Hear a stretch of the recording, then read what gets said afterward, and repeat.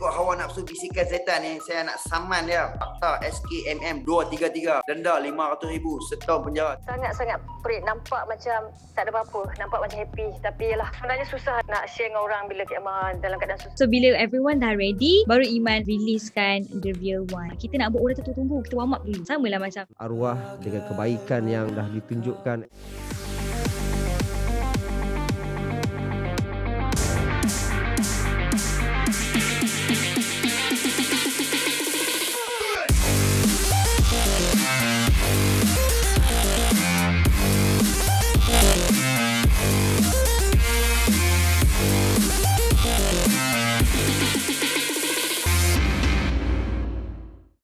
Salam sejahtera, anda sedang menyaksikan saya Nabila Huda dalam rancangan hiburan sensasi nombor 1 Melody. Jangan lupa follow Instagram kami Melody TV3 dan juga di Twitter Melody TV3 Official, ataupun kalau ada sebarang komen bersertakan dengan hashtag Melody TV3 di Twitter dan Instagram anda. Hari ini genap 6 hari kita kehilangan seorang sahabat. Seorang bintang yang besar bakatnya. Seorang ibu dan seorang isteri kepada sahabat saya juga, Syuib. Melody akan membapakan kronologi pembabitan beliau dalam industri tanah air kita. Moments-moments yang manis dengan Melody, video-video kenangan manis beliau bersama dengan keluarga, dan juga ucapan dan kata-kata semangat sepanjang beliau hidup sampailah akhir hayat. Melody sempat menemu bual dengan suaminya, Syuib, bapanya dan juga rakan-rakan artis yang turut terkesan dengan kehilangan ini. Sebelum kita saksikan tribute Siti Sarah Raisuddin, marilah kita sama-sama sedekahkan Al-Fatihah kepada arwah. Al-Fatihah.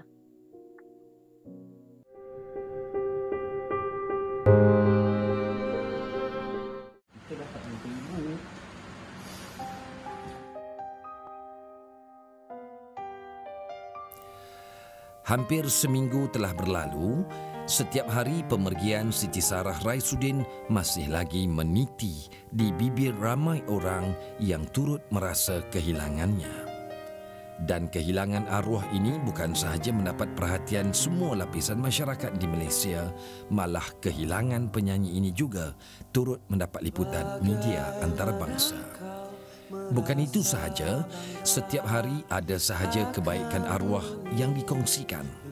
Hari ini, khas mengenang Allahyarham, Melody sediakan tribute tiada lagi Siti Sarah Raisuddin. sekarang saya bersama dengan Kak Nana, pengurus kepada arwah yang juga antara insan yang dekatlah dengan arwah. Kalau Kak Nana boleh kongsikan sedikit bagaimana agaknya seorang Siti Sarah Raisuddin ini? Dia dengan suaminya tu dia taat, dengan bapaknya dia taat. Kalau dengan manajernya dia dengan kata. Kadang macam dia kata, Sarah okey je, Sarah ikut je akak. Kalau akak kata buat, Sarah buat. Walaupun sebenarnya dia tak berapa suka. Sebenarnya kita ni dah jadi macam family. Dia memang tak peduli pasal duit. Dia tak tahu duit dia ada berapa. Dia memang tak pernah tanya duit Sarah ada berapa, show ni berapa dibayar, ini berapa, ni berapa. Dia tak pernah tanya. Kadang-kadang dia tak nak. Akak pegang lah dulu, akak simpan lah dulu. Dia tak ambil tahu langsung pasal duit dia. Ini adalah satu peristiwa yang cukup menjedihkan lah bagi saya dan keluarga. Kita tak sangka dia yang pergi dulu rupanya. Pada pagi tu Syuib datang ke bilik bagi tahu, bah, orang nak pergi hospital. Dan dia terus duduk, terus melutut depan saya, pegang tangan saya, peluk saya. Kata, Siti dah tak ada dia. Saya tak boleh nak kata apalah. Tuhan lebih menyayangi dia. Dia dengan saya cukup manja. Dia suka bergurau, dia suka usik saya. Sebelum dia nak ke hospital tu, saya baring dekat sofa tu. Dia ada dekat atas kepala saya. Saya pegang tangan dia. Dia pun pegang tangan saya. Tanpa sepatah kata apa pun. Lepas itu dia terus berangkat kita ke hospital. Itulah kali terakhir saya berjumpa dengan dia. Kata-kata lain tak ada. Cuma dia kata, Abah, rokok tu kurang lah. Nanti paru-paru tu masalah. Itu je. Selepas itu memang saya berhenti terus rokok. Sampai hari ni saya tak isap rokok lagi. Kalau nak diceritakan kenalan saya dengan arwah Siti Sarah, saya betul-betul nampak dia mula-mula dalam pertandingan tentang RTM. Dia juga antara peminat lagu-lagu saya. Dia sempat pergi ke konsert tour saya dalam 2-3 tahun lepas. Dia memang suka nak bagi hadiah. Saya pun dia tanya untuk baby boy tu, Kak Iti, apa hadiah yang Kak Iti belum ada untuk baby boy dia nak bagi. Dia kata, Sarah, Kak Iti tak tahu lagi nak minta apa ya. Nanti Kak Iti terfikir, nanti baru Kak Iti beritahu. Itulah antara DM saya dengan dia. Hari arwah Sarah meninggal, keluar juga satu video yang mana Tok T tidak dapat meneruskan nyanyian ketika merayakan sebuah persembahan secara virtual kan. Apa yang bermain di fikiran Tok T ketika itu? Hari itu adalah hari perginya arwah Sarah. Cerita-cerita yang indah tentang dia tu kan. Kebetulan lagu Bidadari Syurga tu memang kena sangat lah. Ya Allah, saya pun tak boleh dah saya cakap. Saya daripada awal saya dah tengok berita. Saya kata macam, ya Allah, macam mana saya nak nyanyi ni? Saya dah lah ada kerja kan. Bila cerita tentang arwah Sarah meninggal, otomatik dia terbayang. Saya terasa sangat tu sebab dia pergi tu dengan itu indah sekali. Sarah salah seorang yang Allah bagi dia keistimewaan. So itulah tumpang happy sebenarnya. Pengakhiran dia yang baik. Kami daripada pihak Melody ingin mengucapkan ziarah kepada Syuib dan keluarga kan atas kehilangan isteri.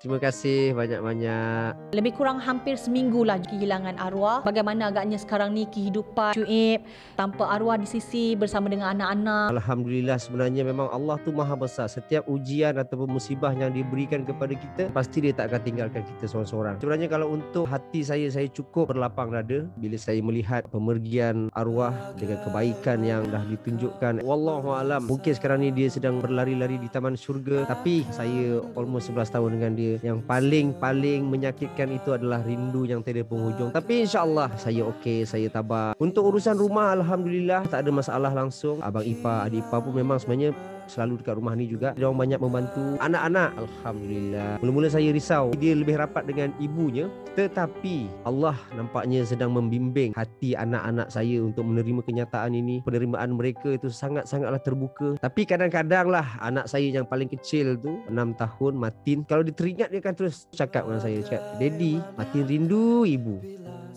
11 tahun tu adalah satu jangka masa yang agak lama. Pastinya banyak kenangan-kenangan manis Syuib bersama dengan arwah. Yang pastinya Syuib akan rindukan hari-hari bersama dengan arwah. Antara yang paling saya kenang, paling saya rindu adalah 3 momen, iaitu ketika saya menemani arwah untuk operation. Bila momen bayi dikeluarkan daripada perut kita, doktor akan tunjuk kepada saya, kemudian dia akan tunjuk kepada Sarah. Cuma yang saya sedihkan adalah of course lah momen for anak yang keempat. Saya sendiri pun sekarang ni belum lagi dapat tengok anak saya. Arwah pun tidak berkesempatan melihat, memegang atau menyusukan. Perancangan Allah maha baik. Itulah pengalaman yang paling saya kenang dan paling seronok. Kan saya tila saja, ramai lagi rakan artis yang saya pun tak sebut nama dia. Ramai lagi orang yang saya tak kenal pun yang sudi membantu saya. Sebab ialah susu ibu adalah susu yang terbaik untuk bayi. Setelah kita berbincang dengan keluarga, alhamdulillah ada di kalangan keluarga saya, sepupu saya yang baru saja dapat baby dalam 6 bulan. Ialah sebab takut juga nanti kalau ke depan kita tak tahu apa nak jadi kan. Takut nanti terkahwin pula kan, jadi masalah juga. Bila kita bincang, cakap kita ambil dalam keluarga kita. Di sebalik orang kata you tengah menghadapi situasi ini, you juga ada berkongsi tentang perniagaan Syuib juga, sehingga kan ada juga setengah pihak yang salah faham dengan Syuib. Syuib faham kan maksud saya? Maksudnya macam di sebalik kesedihan selit juga tentang bisnes. Kalau siapa yang mengikuti Instagram saya ataupun Facebook saya sebenarnya ada juga admin yang menjaga urusan media sosial saya. Okey, bila berlakunya pemergian arwah, mungkin orang nampak macam tak ada ke rasa respect sikit ke apa ke kan. Saya tahu isu ni akan keluar. Arwah meninggalkan kita dengan 1000 kebaikan. Mungkin juga dia sebenarnya meninggalkan limpahan rezeki kepada ramai orang. Sekarang ni orang ramai order, bergebuk-gebuk koleksi-koleksi dia. Macam untuk bisnes saya, orang dah mula datang support balik. Kalau betul follower saya memang tahu, saya memang post daripada dulu pun. Admin saya memang tugas dia ada jam-jam tertentu dia kena post. Itu pun yang untuk saat ni saya cakap untuk fit, saya cakap kurangkanlah sikit. Macam inilah saya takut fitnah macam inilah. Tapi saya jelaskan, kalau masih ada rasa terasa hati ataupun jawapan saya ini mungkin salah, saya mohon maaf.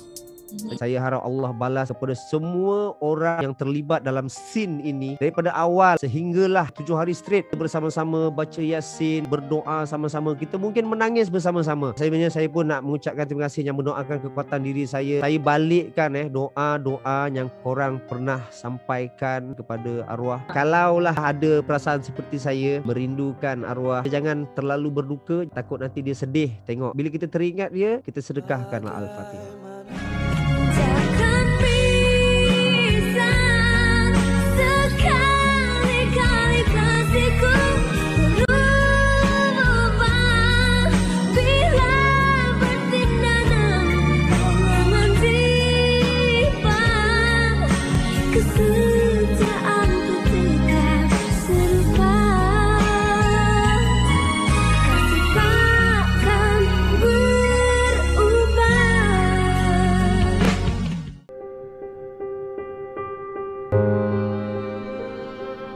sama-samalah kita doa yang terbaik untuk Allahyarham.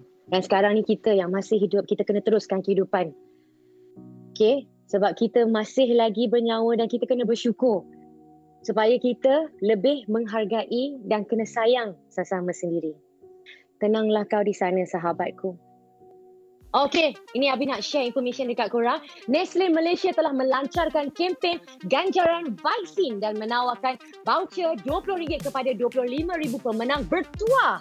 Ia bertujuan untuk menggalakkan rakyat Malaysia mendaftar vaksinasi melalui aplikasi MySejahtera. Marilah kita berganding bahu untuk mendapatkan vaksinasi dan membantu sahabat barisan hadapan demi kebaikan keluarga dan negara. Kalau nak tahu lebih lanjut, kita saksikan VT ini. Okey, go! Daftar untuk vaksinasi dan berpeluang memenangi voucher Nestle bernilai RM20. Kunjungi laman web Nestle tertera. Tertakluk terma dan syarat. Bersama kita berganding bahu hentikan wabak ini. Harap kalau betul kanser, segerakanlah operation. Kena buang rahim, kena buang semua ni. Tak apa, Kak redha. Itu sebenarnya agak takut juga nak sharing. Benda ni quite sensitif lah sebab melibatkan anak, melibatkan keluarga kan. Anda masih lagi bersama dengan saya Nabila Huda dalam LOG. Okey, ni nak bagi tahu ni, pandemik ini membawa pelbagai cabaran kepada masyarakat. Perjuangan menentang pandemik masih belum tamat. Impian untuk kembali kehidupan normal masih boleh dicapai. Sertai kami dalam kempen #BaikSemula untuk meningkatkan ketabahan di kalangan rakyat Malaysia. Ayo, sebarkan semangat dan inspirasi kepada seluruh rakyat Malaysia dengan sertai kempen Baik Semula TikTok hingga 31 Ogos ini. Lip sync lagu Baik Semula dan 20 video paling kreatif akan memenangi kit istimewa bernilai RM300. Inilah masanya untuk anda tonjolkan bakat anda di TikTok. Okey, kalau korang nak tahu lebih lanjut, kita saksikan VT ini. Okey, go!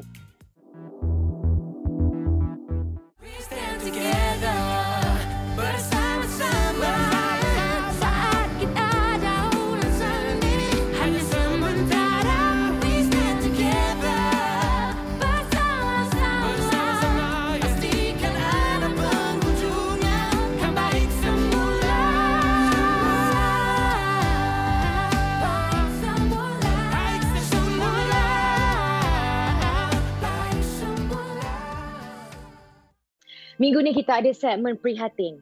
Kami menemu bual pelakon senior Emma Akmal yang sedang menderita akibat kanser perut. Dan dikatakan keadaan sekarang ni dia memang perlu membuat pembedahan secepat mungkin. Marilah kita sama-sama berdoa supaya Kak Emma Akmal akan sihat seperti selalu dan segala operasi tu dipermudahkan, insya-Allah. Okey, yang ni pula cerita pasal teman lama saya. Seorang pelakon yang terkenal dengan drama Hati Perempuan di Slot Akasia, Mia Ahmad. Sebelum ni, Mia ada luahkanlah. Dia kata pasal anak sulung dia, Isa, ada problem dengan lambat bercakap sebab selalu sangat tengok gadget. Jadi sebabkan tu Mia rasa macam semua ni salah dia. Penyebab anak dia jadi macam tu. Janganlah macam tu Mia, jangan stres-stres. Sebab budak kecil ni perkembangan dia berbeza-beza. Tapi itulah, kita tak ada dalam diri dia, tak ada berada dalam badan dia, kita tak tahu. Jadi kita kena dengar sendiri daripada mulut Mia Ahmad. Okay, go.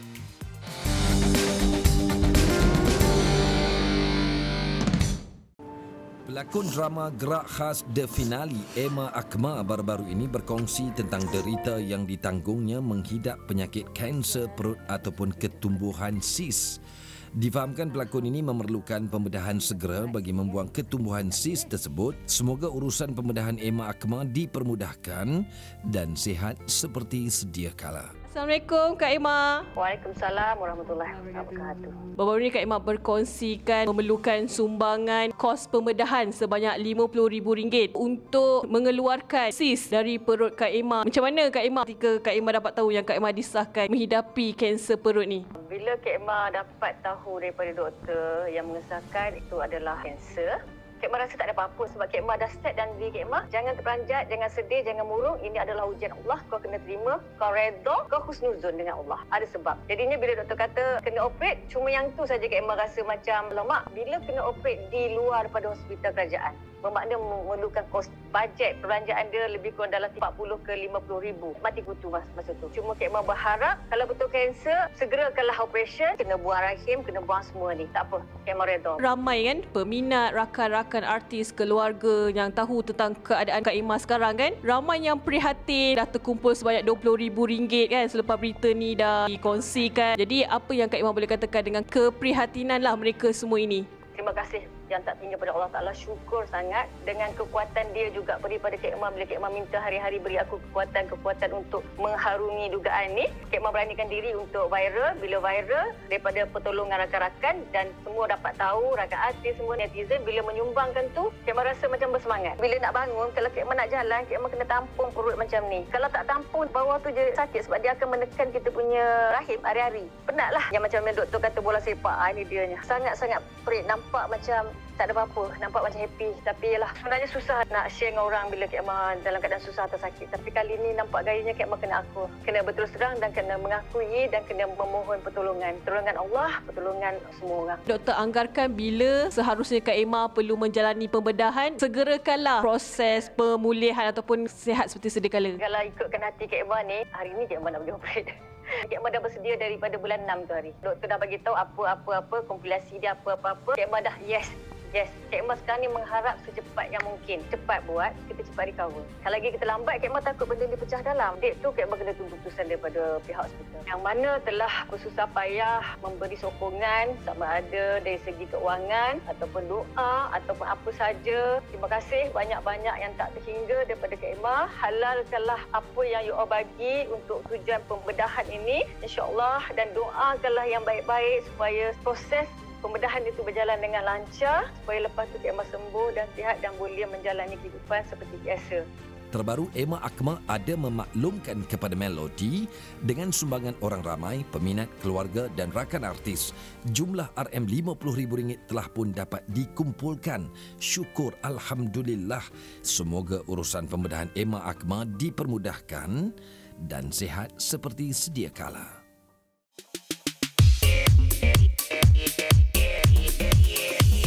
Aha, ini pula kisah tentang pelakon dan isteri kepada penjaga gol pasukan Johor Darul Takzim. Siapa lagi kalau bukan Izam Tarmizi. Lama kita tidak mendengar cerita Mia Ahmad kan, dan baru-baru ini Mia ada berkongsi di laman Instagram mengenai perkembangan anak sulungnya iaitu Saf Isa yang lambat bercakap atau dalam bahasa Inggerisnya speech delay. Kenapa tu Mia? Sabar ya, sabar. Jom kita dengarkan sendiri luahan Mia Ahmad.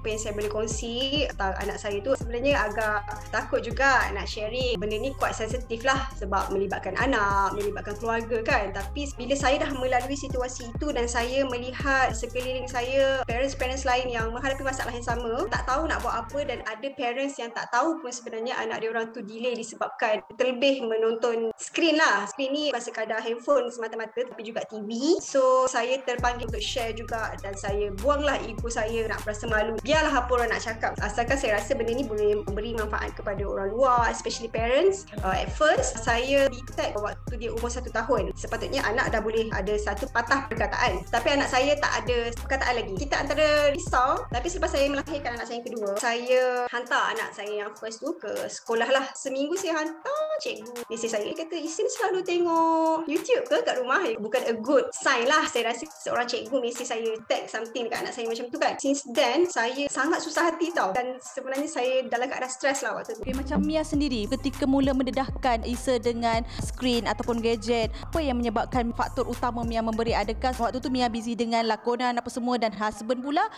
busy dengan perlawanan yang dia sertai lah? Apa komen Mia tentang itu?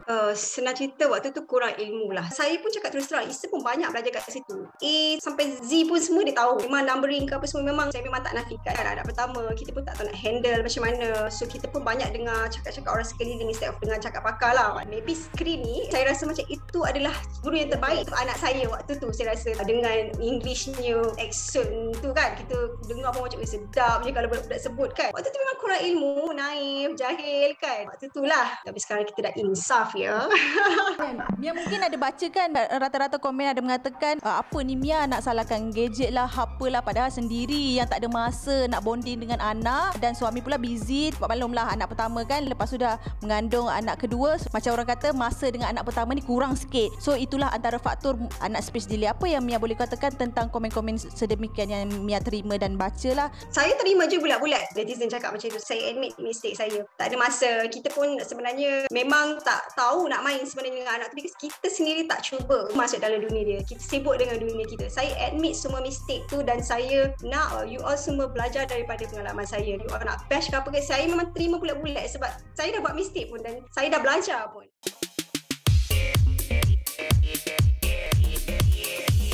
Baiklah, adik-adik minat menyanyi, boleh juga menari, tidak gentar serta mempunyai personaliti menarik. Berita baik, Idola Kecil kini kembali. Jika adik-adik warga negara Malaysia berusia 8 hingga 12 tahun dan memenuhi syarat-syarat, jom sertai sesi uji bakat Idola Kecil 2021. Mulai 1 hingga 22 Ogos ini, muat naik video uji bakat adik-adik ke www.extra.com/Idola Kecil 2021. Jangan lupa ya, minta kebenaran dengan ibu bapa dulu. Idola Kecil 2021, bakat milenial bermula di sini. Setiap orang ada komen masing-masing. Saya tak boleh nak halang pendapat orang. Kataan mengatakan mandul tu membuatkan saya masih tak boleh lupa sehingga hari ini. Masih lagi terngiang-ngiang.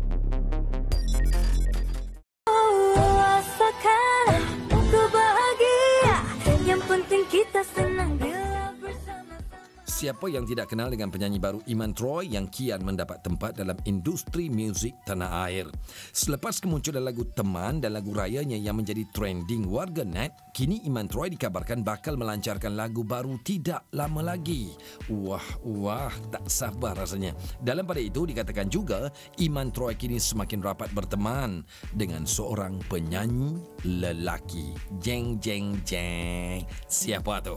Jom kita dengarkan penjelasan daripada Iman Troy sendiri. Iman Troy memang sinonim dengan lagu-lagu yang mudah diterima oleh pendengar kegemaran Iman Troy, dan yang terbaru dengan lagu Nang. Menarik tentang lagu Nang ni, Iman belum lagi melancarkan lagu ni dengan secara rasmi, tetapi mendapat feedback daripada peminat-peminat sampaikan ada Nang Challenge. Mungkin Iman boleh ceritakan. Untuk lagu Nang ni, komposernya masih orang yang sama, Ezra Kong. Apa yang kelainan untuk Nang ni adalah dia ada Javanese sikit tapi make it modern. Untuk lagu kali ni, Iman agak excited sangat nak tunjuk dekat semua orang. Jadi sebelum kita orang release tu, macam biasalah saya buat Nang Challenge untuk share with everyone. Saya sendiri memilih untuk mengeluarkan dance challenge dulu, kira macam warm up lah, untuk macam ini single Iman yang akan datang. So bila everyone dah ready, baru Iman releasekan the real one. Kita nak buat orang tu tunggu, kita warm up dulu. Sama lah macam kita nak bersukan, kita kena warm up dulu kan. Kalau boleh, nanti bila dah release tu, Iman nak orang nyanyi sama dengan Iman. Iman Troy merupakan salah seorang selebriti yang boleh dikatakan diambil lah daripada social media. Dah menyanyi, dah buat lagu, tapi biasa je orang tak berpuas hati pula dengan career yang Iman pilih. Apa komen Iman? Setiap orang ada komen masing-masing. Yang positif saya ambil, kalau yang negatif tu saya ambil untuk saya belajar, saya betulkan lagi saya punya kelemahan. And ada yang kalau tak kena tu, saya tolak tepi dulu. Tipulah kalau saya baca saya tak terguris hati. Kalau saya terguris hati ke apa, saya terus cari family, cari kawan-kawan untuk happy. Saya akan cuba yang terbaik untuk tunjukkan kebolehan saya, insyaAllah. Melodi ni tak salah kalau kita tak usik-usik sikit kan. Macam Iman Troy cakap tadi, Iman memerlukan sokongan daripada family, kawan-kawan untuk happy dan sebagainya. Kita tengok ada juga sokongan daripada seorang abang yang Iman mengatakan dia seorang abang kepada saya. Kita tak perlu sebut lah kan, Iman pun dah tahu, dah senyum-senyum tu. Mungkin Iman boleh ceritakan ataupun doa-doa orang yang mengatakan Iman dengan si dia. Apa Iman boleh kongsikan? Saya dengan anak milenial tak ada apa, masih berkawan dan saya menganggap dia sebagai dah macam abang kandung saya sendiri. Kalau saya ada masalah, saya rasa down, saya memang akan direct dia, minta nasihat dia, dan ada juga kami berbincang pasal industri, tentang lagu, buat lagu. Tapi itulah, kami tak boleh nak bagi tahu dulu pasal lagu tu. InsyaAllah kalau ada rezeki, tolong keluarkan sekali. Anda masih ada berpeluang lagi untuk try Naim lah, tapi saya akan tengok dulu anda siapa. Kenapa kena tengok dulu anda siapa? Ini maknanya adakah Iman terus menidak kan? Yelah, mungkin ada peluang-peluang akan datang. Tak. Saya takkan. Dia kalau dah macam abang dengan adik tu, dia takkan keluar daripada garisan tu lah. Saya panggil abang Naim memang abang, dan Naim pun panggil saya adik. Memang kalau orang kata buat bercinta tu jauh sangat. Adik kandung ke adik-adik angkat? Kita tengok biasanya kalau dia start daripada angkat, lepas tu dia terangkat sekali. Macam mana tu? Takkan berlaku. Jangan risau, okey?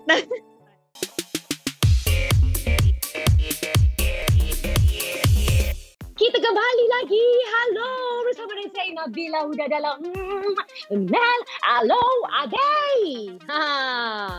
Okey. Dengar kan? Oppo ada benda nak bagi tahu ni tau. Tapi Mimi Lana lebih tahu. Mi, pasal apa? Cepatlah bagi tahu. Okey, go.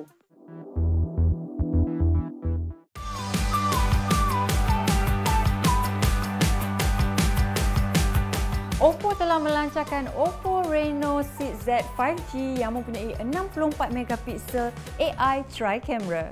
Oppo Reno 6Z 5G ni dia mempunyai portrait SUA bokeh di mana dia dapat cerahkan subjek dan dapat mengubah cahaya latar belakang ni kepada cahaya yang berkilau-kilau secara automatik tak kira siang ataupun malam.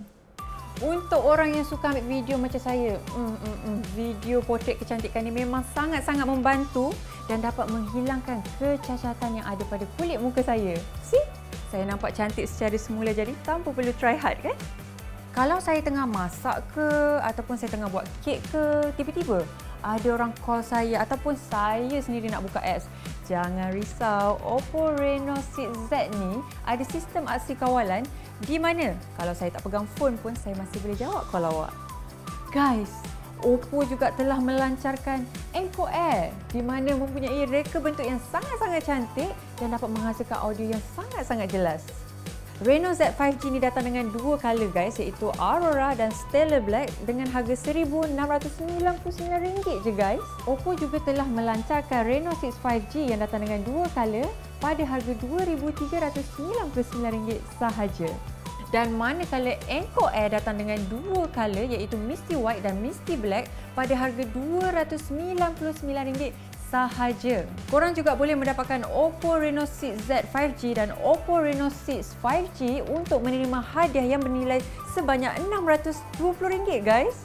Dan korang juga akan dapat setahun storan HeyTab Cloud 1TB, Bluetooth speaker, power bank dan juga Smart Tag. Pratempah juga boleh dibuat melalui My Oppo Space, Oppo Brand Store, Oppo Official Online Store, rakan telco, rakan e-com, rakan chain store dan juga pengedar-pengedar sah yang lain. Hebat Oppo. Memang hebat sekali. Saya nampak Siti Lizard baru post gambar yang nampak macam perubahan sangat-sangat tu. Adakah dia sekarang sudah... tak tahulah nak cakap. Kita tanyalah kawan baik saya ni. Silakan Jad. Apa cerita? Go!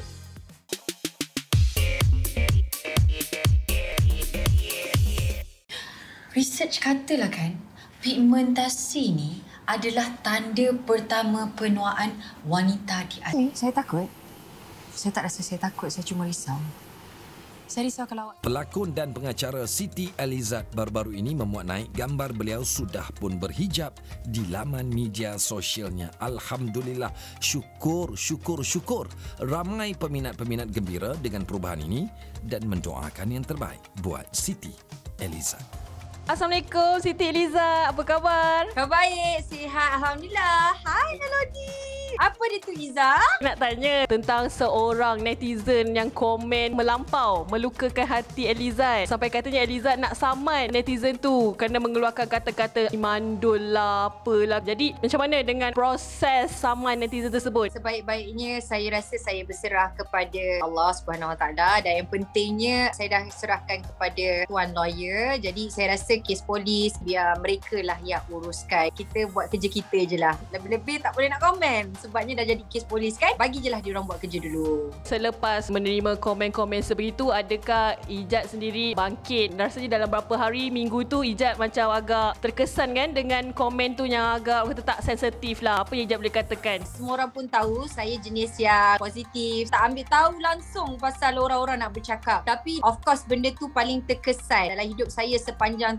37 tahun. Perkataan mengatakan mandul tu membuatkan saya masih tak boleh lupa sehingga hari ini. Masih lagi terngiang-ngiang. Jadi pandai-pandailah dia nanti kalau dia tinggalkan kata-kata yang tak baik dekat media sosial, kau tahulah nasib kau, maknanya mungkin Allah akan balas. Kalau tidak di dunia, dekat akhirat nanti. Jagalah lidah kita, jagalah percakapan kita. Saya berserah pada Allah, moga-moga ada benda yang terbaik mungkin Allah nak bagi pada saya dengan ujian-ujian yang dia bagi ni. Sekarang ni Alhamdulillah masih lagi dalam proses IVF. Cumanya saya terkesan sebab ramai sebenarnya mereka yang cuba mengandung, yang tengah pregnant sekarang ni kena COVID-19.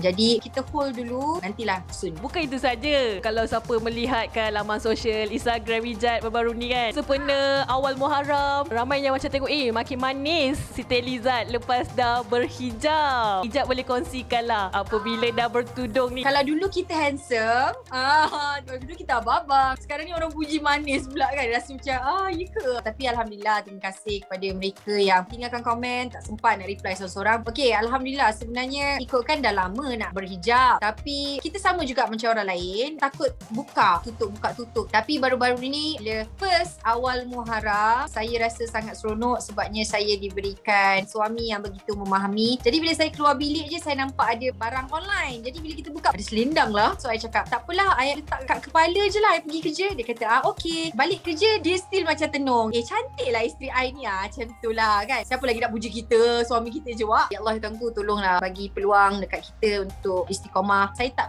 sempurna lagi. Saya cuba perlahan-lahan. Sebabnya ada komen-komen yang cakap, alah, setakat berhijab nak fashion, letak hijab macam tu dah sempurna lah, belum apa-apa lagi dah bash aku. Sebelum korang bash, saya nak tanya dulu, anda tu sempurna ke? Kita semua ni tak sempurna, hanya Allah saja yang akan bagi tahu, okey, dia ni dah cukup baik. Saya tak takut dengan netizen, jadi saya tak peduli. Saya buat apa yang saya rasa saya suka. Slowly, insyaAllah saya akan berubah perlahan-lahan, insyaAllah. Maknanya sebab tu lah tutup komen tu, sebab dapat banyak ni ke, kecaman ke bagaimana?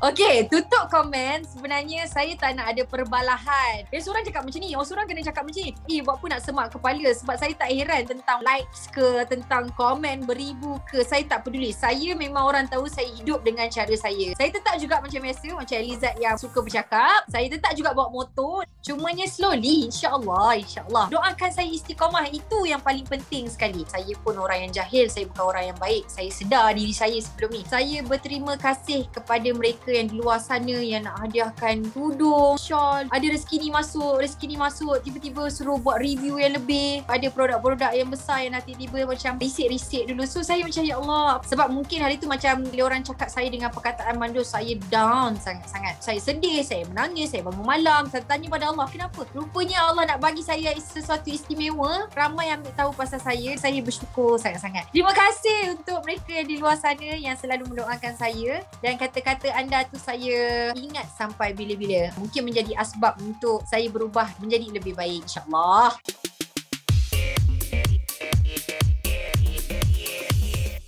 Alhamdulillah. Kita sama-sama doakan Siti Elizad, okey? Jad, semoga terus istiqamah.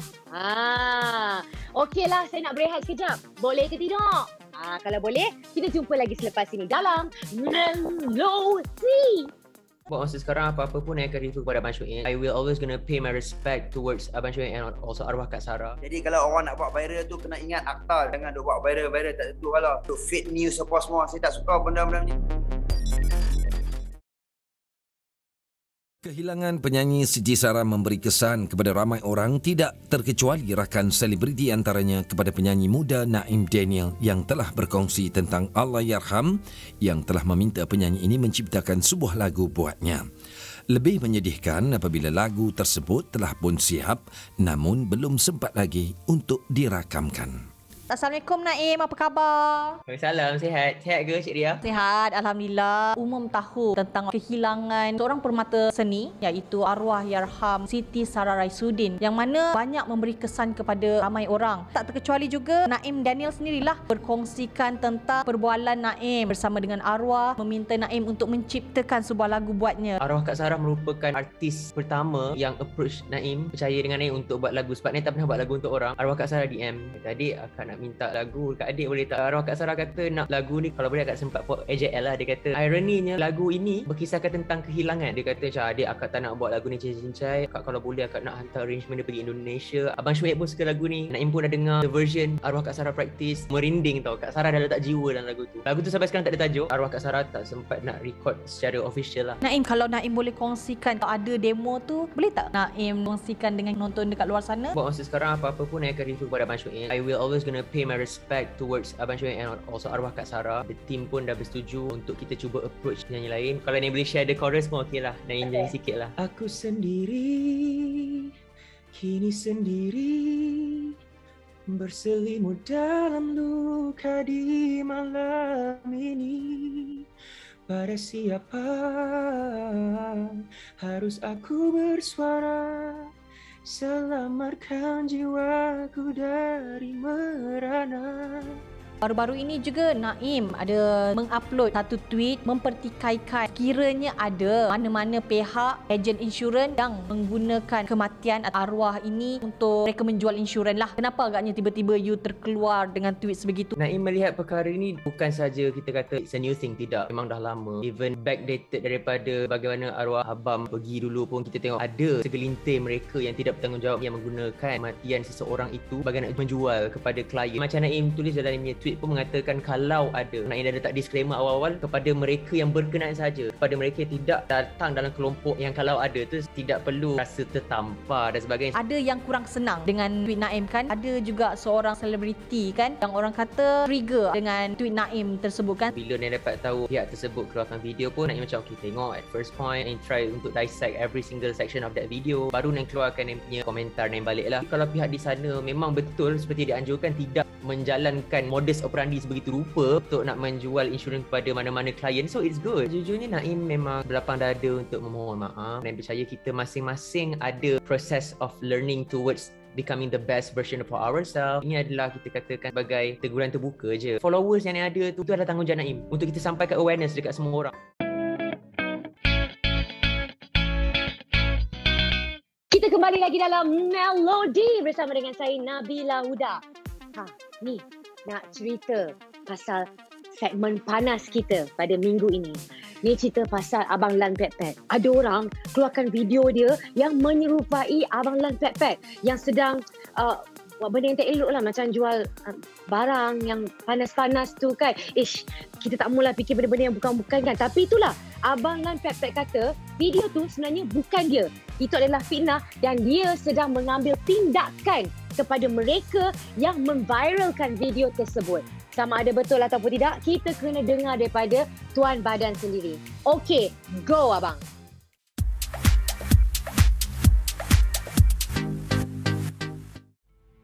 Jumaat lalu sekitar jam 3 petang, pelakon serta pelawak Lan Pet Pet dikatakan telah membuat satu kenyataan media di hadapan Mahkamah Shah Alam. Berkenaan apakah itu, kita bersama dengan Lan Pet Pet. Kita straight to the point je. Kita nak tahu Abang Lan, hari ni Abang Lan telah pergi ke mahkamah. Jadi Melody nak tahu apa sebenarnya tindakan Abang pergi ke mahkamah dan juga hire peguam ni. Okey, untuk pengetahuan kita punya tajuk utama Melody, soalan-soalan yang sangat bagus. Sebenarnya Abang Lan pergi mahkamah ni, Abang Lan dah tukar bidang Abang Lan dah. Abang Lan kerja dengan pihak guaman Datuk Dr. Aswandi. Dia adalah lawyer saya. Jadi kalau orang nak buat viral tu kena ingat akta. Jangan duk buat viral tak tentu lah. Untuk fake news apa semua. Saya tak suka benda-benda macam tu. Dalam Melody ni saya rasa interview Abang Lan ni, saya rasa syukur Alhamdulillah ini adalah peluang Abang Lan untuk cakap, untuk clear nama Abang Lan. Dan kita betul-betul nak tanya sendiri, adakah dalam video itu individu itu adalah abang? Sebenarnya kalau nak record tu bagi clear, individu yang jual barang tu saya.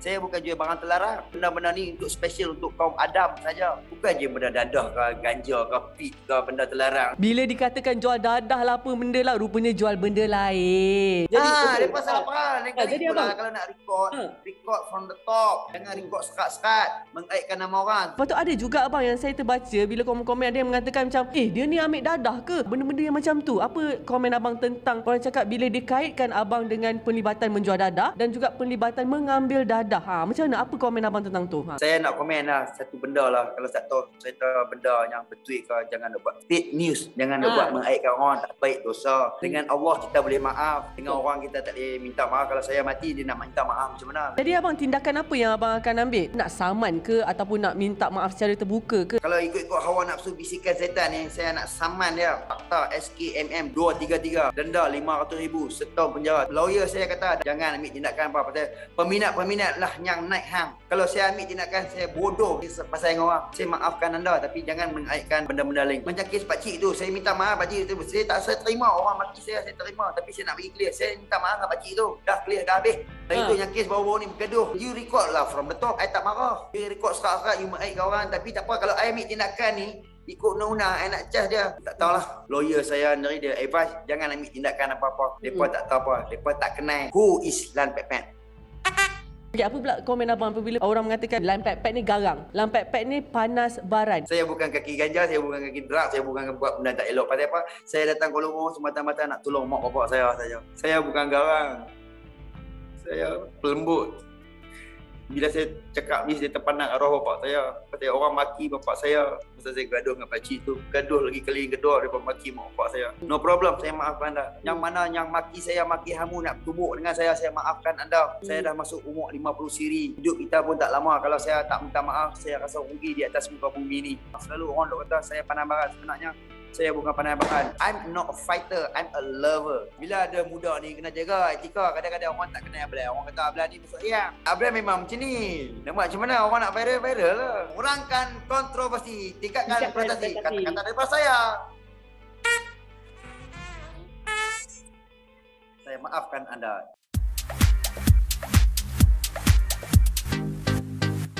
Lah macam tu kisah dia. Ish, korang ni suka sangat nak cakap benda bukan-bukan kan? Ish. Okeylah. Nampaknya pejam celik kita dah pun sampai di penghujungnya. Ni, saya nak bagi tahu dekat anda semua, okey? COVID is real. Kita janganlah keluar rumah ikut sesuka hati. Kalau misalnya yang dah ambil vaksin pun, janganlah bersukaria macam korang tu superhero nak keluar daripada rumah. Jangan. Sebab varian sekarang ni, kita tak tahu. Unpredictable. Sayangilah diri anda, sayangilah kawan-kawan dan juga keluarga sekeliling, okey? Dan jangan lupa, follow Instagram Melody TV3 ataupun di Twitter Melody TV3 Official. Dan juga kalau ada komen ke nak kecam ke, boleh letak hashtag Melody TV3 di Twitter dan Instagram anda. Kita akan jumpa pada minggu depan di waktu yang sama bersama dengan saya, Nabila Huda. Tingkatkan prestasi, kurangkan kontroversi, berdiri di atas bakat sendiri. Bye!